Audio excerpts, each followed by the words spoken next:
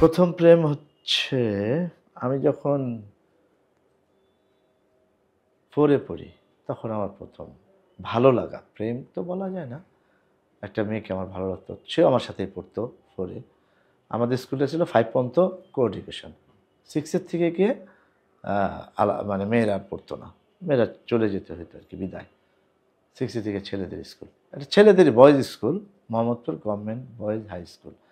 তো ওখানে মেয়ে ছোট বাচ্চা মেয়েরা যারা তারা পড়তো। তো ওই সময় আমার একটা মেয়েকে ভালো লাগতো। মেয়েদের যে ভালো লাগা একটা আলাদা বিষয় তখনই জন্ম নিল। সে মেয়েটির নাম ছিল পুতুল এবং তাকে আমি দেখতাম, ভালো লাগতো একতরফাভাবে।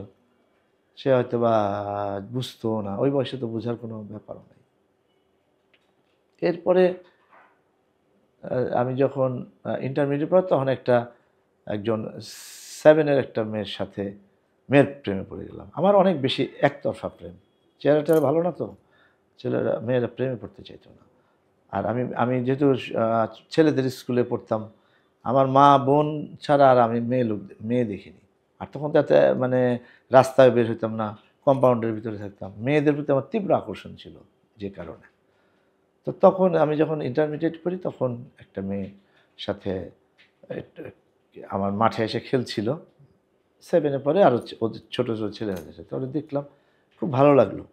পরে উম চলে গেল। আমি তখন কলেজে পড়ি, আধুনিক জ্ঞান মেলাতে। আমি পরের দিন তাড়াতাড়ি কলেজ থেকে চলে আসছি একা একাই। মেয়েটার সাথে কলেজে আসলে সন্ধ্যা হয়ে যেত আস্তে, আস্তে। তো ১ম দিন খেলার পরে মেয়েটা আ চলে গেল।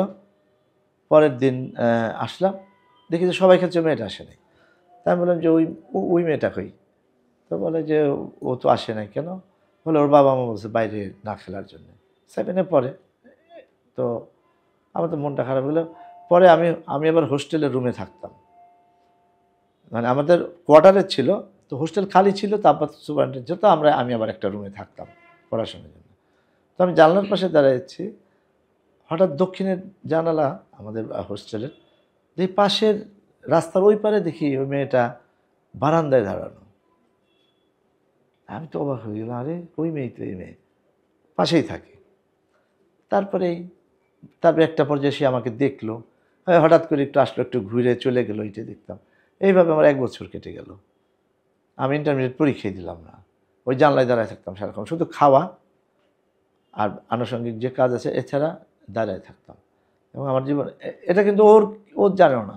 তারপরে একদিন মাঝে, মাঝে একটু ইশারা করতো, একটু হাসতো। ওইটাই আমি দেখি আমার সময় মানে একদিন চলে যেত। আবার পরের দিন সকালবেলা উঠে যে আমি ওখানে দাঁড়ায় থাকতাম। পড়াশোনা বাদ, এরকম অবস্থা হয়ে গেল।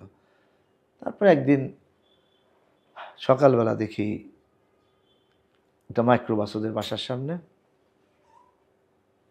বাপ-মা অনেক মানে বড়, বড় সুটকেস লাগেজ নিয়ে মাইক্রোবাস ভর্তি করছে।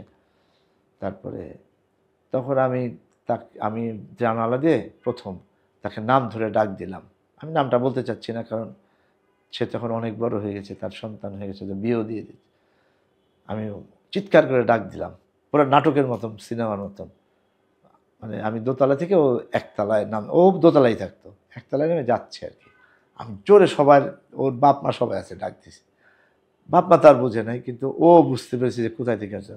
ওকে আমার একটু তাকাইলো, তাকানোর পর একটু এরকম হাত নাড়ায় মাইক্রোতে উঠে চলে গেল। ধূসরিত পথে চলে গেল। পরে আমি ওদের নিচের তলায় কিছু ছেলেমেয়ে ছিল, তো আমাকে চেনে সবাই, শিক্ষকের ছেলে। তো আমি বললাম যে, "ও কোথায় গেল?" তো ওরা তো আমেরিকায় চলে গেল।